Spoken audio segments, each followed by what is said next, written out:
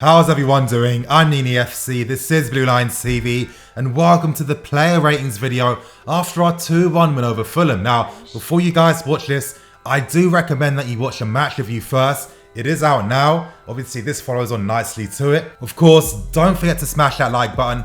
Help me get more than 500 likes for today's video, and press the bell notification button as well to stay tuned to all things Blue Lines TV. Getting straight into things, starting with Kepa in goal. And I'm saying this straight away, this was Kepa's best performance for us this season. And I'm starting to notice something about Kepa and his mentality. He seems to be a player that thrives off adversity. He knew that coming back today, with Sarri giving him the opportunity to start this game, he was gonna have to come correct. And we saw a dedicated Kepa. I'm not gonna lie, I was getting flashbacks of De Gea. I've always felt stylistically, these two goalkeepers are very similar. He commanded his area, made tons and tons of vital saves. Kepa was amazing. I'm going to be giving Kepa a score of 8.5 out of 10. Moving on to Azpi at right back. And with Azpi, I kind of feel like this guy needs a bit of a break. Now, yes, I understand that Zappacosta really isn't good as an option, I understand. But every now and then, we have to rely on him. I think that Azpi was another player today that could have done with a bit of a rest.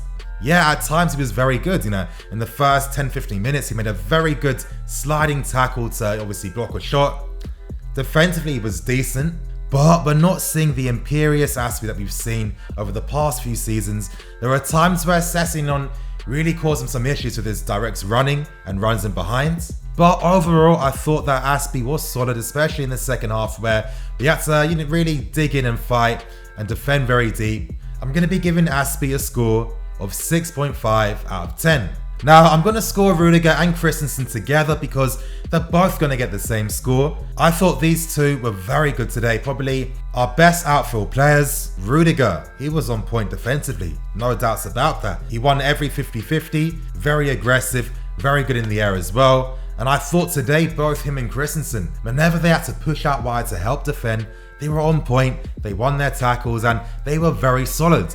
They gave us a very solid foundation, especially when Fulham did give us a bit of a test, especially in that second half. I'm going to be giving them both a score of 7 out of 10. Now moving on to Emerson, and Emerson today was quite average. Let's be serious, he was. Now from the offensive point of view, he makes sense with this team without a doubt. We're much better, we're much faster down the left-hand side, we stretch the play much better, he makes great overlapping runs as well, he's very intelligent, and he helps us build up from the back. But defensively, he was a bit suspect today, let's be serious. There are times where Sessegnon beat him for pace. I mean, Sessegnon's a very fast player, let's not forget that, but his positioning has to be a bit better. Now for me, I'd still stick with Emerson because I think he could really profit from that run of games. He's much younger than Marcus Alonso and I feel like he could really develop in the future, but today it was kind of mediocre. I'm going to be giving Emerson a score of 6 out of 10. Now moving on to Jorginho, and honestly, today he really personified our topsy-turvy game. In the first half in particular, very good. And as I was saying in the match review, I was a bit surprised because I was thinking, wow, this guy doesn't look tired. But of course, we saw that in the second half. And in the second half, that was when his performance started to dip a bit. Now in the first half, he was making interceptions, which he's very good at doing. He helped us build attacks from deep, very good at that. Even the way he scored a second goal, it typified his performance in the first half, obviously winning the ball and then getting on the end to hit it from outside the box, curling it for the top corner. That was like a FIFA goal. Good performance, but his second half did let him down, even though we understand that was down to fatigue. But of course, that's going to affect his score.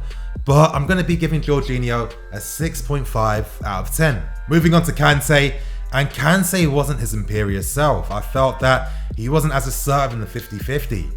I felt that at times he wasn't getting close enough to Jorginho, and I feel like that was down to fatigue because the guy has been playing a lot of very intense football recently, working a lot and playing in that role where he is our box-to-box midfield player, where he has to defend and he has to support the attack as well. You can't maintain that forever. He's played a lot of games as well on top of that, and I feel today that he was quite average, but I think that with his recent performances, he does deserve to have an average game. I'm going to be giving Kante a score of 6 out of 10. Moving on to Ross Barkley. And with Ross in that sense, he's had a game where he's been able to rest. So he was our fittest midfield player when he started. I thought in the first half he was very safe, but quietly effective in the sense that he wasn't constantly losing possession of the ball. 1 or 2 times, which is typical of Ross. He is going to do that, but I felt like his passing wasn't slow at least. He moved it quickly. Yeah, he picked very safe options, but he was very solid in that sense. But in the second half, when Fulham were playing differently, when they were much tighter and defensively aggressive, this is when you want to see Ross Barkley step up, but he's shown time and time again, playing up against teams that use his style of football, he struggles in. He didn't provide anything. He didn't give us that urgency in the final third as well. And it was quite mediocre and poor in my opinion. I'm going to be giving Barkley a 5.5. Moving on to the front three, starting with Eden Hazard, and he was our best attacking player. Now this guy was causing Fulham issues after issues non-stop. He had that free roll where we saw that him and Willian were interchanging positions much more in the first half. Whenever Hazard moved in fields in the half space between the lines, honestly, Fulham players couldn't deal with him. He was like a magnet. Whenever Hazard had the ball, there were about 3 or 4 Fulham players he'd take out the game every single time. And it was no surprise why Higuain was getting opportunity after opportunity. That's the type of great stuff that Hazard does a lot that he doesn't get credit for, which I think that we have to appreciate the other aspects of his game. It's not just about being his man time and time again. The guy is a complete footballer, and it's stuff like this is the reason why he's the best player in the league. I'm going to be giving Hazard a 7 out of 10. Moving on to Willian, and I thought Willian was solid. I mean, defensively, he really worked out. He was on point. I thought when it came to supporting the player in the final third, he wasn't slowing it down or being sloppy. Of course, near the end of the second half, naturally when the game is dying out, you're a bit more tired, and I think when Willian's tired, he does tend to mess up a bit more. Yeah, he was sloppy, but I thought Willian was quietly solid in this game today. Nothing spectacular, but he did what he had to do. I'm going to be giving Willian a 6.5 out of 10. And last but not least, moving on to Higuain.